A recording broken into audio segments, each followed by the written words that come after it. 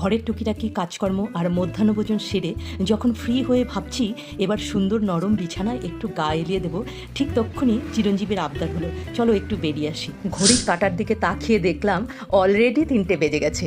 শরীরে একটু আলসেমি ছিল, কিন্তু খানিকটা জোর করেই নিজেকে প্রস্তুত করে 10 মিনিটের মধ্যে রুম থেকে বেরিয়ে পড়লাম। বেরোতেই একটু পরেই সামনে টয় ট্রেন। ভাবুন, এই টয় ট্রেন দেখার জন্য অনেকের কত প্ল্যান করতে হয়, টিকিট কাটতে হয়, আর আমরা উত্তরবঙ্গবাসী হাতের মুঠোতেই আমাদের টয় ট্রেন, পাহাড় আর এরকম চমৎকার প্রকৃতি।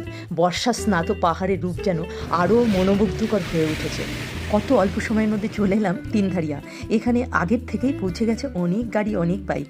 তিনধারিয়া এসেই এত ভালো লাগছে, এখানে আবার আই লাভ নয়, উই লাভ তিনধারিয়া। কনসেপ্টটা বেশ ভালো।